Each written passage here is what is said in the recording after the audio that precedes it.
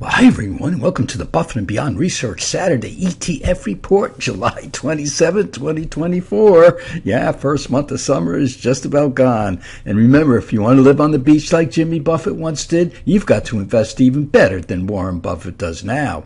And let us take a look. Folks, are the ETFs trying to tell us that the market wants to go up? And we're looking at the QQQs, which is the NASDAQ 100.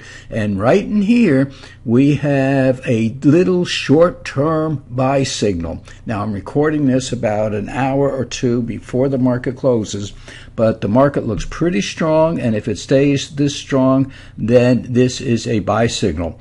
And when we look over here, let's look at this line right through here, because isn't this something here? What was once a point of resistance then became a point of support, and now that point of support is being tested again. So it's pretty neat looking at all these things, folks, so you can see what's going on in the market price-wise. And again, this little buy signal up here will tell us what's going on. But of course, we have a lot going on this coming week. We have a Fed meeting Tuesday and Wednesday. Then between Tuesday and Wednesday, we have Microsoft reporting earnings, and we have Meta reporting earnings. And everybody wants to see if AI is making them any money, because they're both pretty much leaders in AI. Well, there's Google too. And we will see what Meta does, because Meta is looking for an open type of AI where everybody can have access to it and play with it. And that's how you develop more uses for AI, by having all the people out there access to it.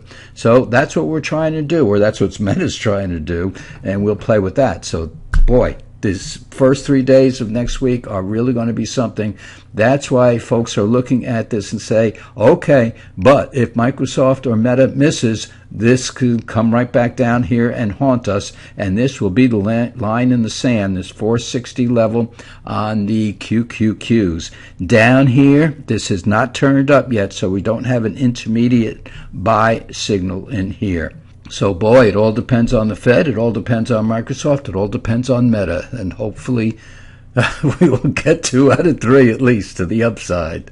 And let's look at some of our favorite ETFs. We're looking at the technology ETF. We're seeing the same thing. We're seeing a buy signal up here, and it's a nicer buy signal too.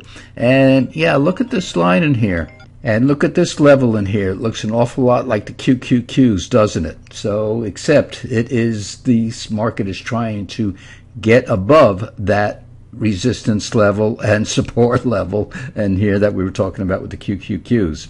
And again, down here, we don't have this turned up yet. It takes a couple of days of good market action to get this to turn up. But once it does, like look back here, you can see you get a really nice rally going in there. And when we look at the semiconductor ETF, same thing in here. It doesn't have the same lines of support as it did down here, unless you can't count this line back here, which a lot of technicians do. So you're looking at this right in here. And no, it hasn't turned up yet. And because I'm recording this before the end of the day, we don't have volume on today. And of course, it's Friday, it's the summer, and who wants to stay on Wall Street trading the day before a nice weekend? Nobody. All right, let's look at the housing industry, because we were looking at that. We had some buys in there, we took them off, and this market actually gave us a sell signal in here, just as we had a nice rally in here.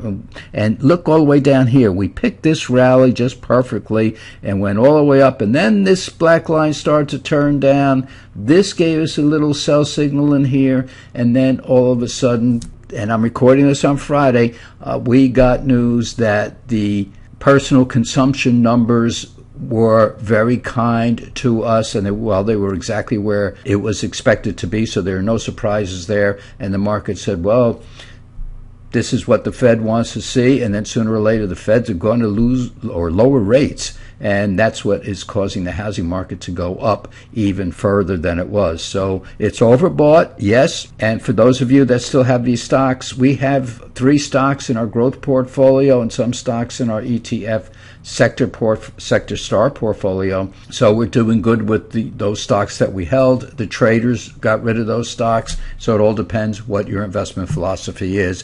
Whatever it was, you did good with these stocks while we got this big rally in here, or a nice rally anyway, I should say. And let us look at the sector stars. And we have the QQQs. Now, we're going to, everybody wants to go to the hedging, but hedging when we get the signals. So in other words, would we take hedges off? And as I put in the Friday letter, yes, we're taking some hedges off, maybe half of them if the market closes up tonight, because we do have that question of Microsoft and Meta coming up. And some of you just took your hedges off because we're getting that little buy signal on the QQQs. So the hedges actually over the whole year have given us, since we only hedge 30%, and this is a 3-for-1 hedge. That's why the 10% is here. You only need 10% of the portfolio money, and you can have a 30% hedge, because the SQQQs are 3 times the inverse of the QQQs. And we can see that even though we had a tough week this week, we only lost 1 point in our stocks, and we actually gained on the hedges because we were hedged all the way into today, and we made money with the SQQQs, the inverse ETF. Over this whole year, we're up 3% if we hedge 30%. By only using 10% of our money. I know that sounds complicated, but just go with me, read the daily letter, and you'll catch on to that. So what did that do? That added about 1 point. In other words, 3% here added 1 point, because we're only 30% hedged, to the overall returns. So we're doing good no matter how you look at it, with the S&P returning 14.9%, QQQs returning 13.5%. Our sector stars portfolio is up 22.8%. And if you're using the hedging, the trading and the hedging, which we can do for you, and that's our daily letter, you're up 23.5%. Now, with the QQQs themselves, our QQQ portfolio up 26.7%, and with the hedges up 28.9%.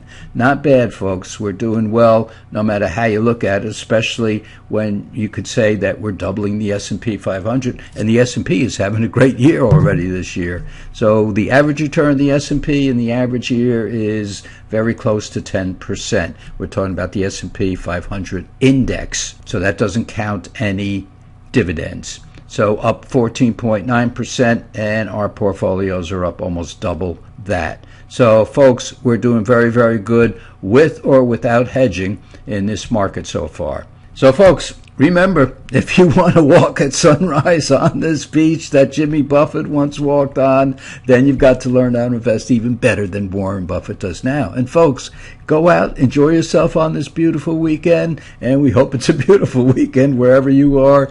Take your mind off the market, be with your loved ones, sit, watch television, do whatever you want, and then we'll be back with you with our Tuesday letter just in a couple of days, and that's when the fun starts, folks. Tuesday and Wednesday is going to be some sort of market. So, folks, we'll see you in a couple of days.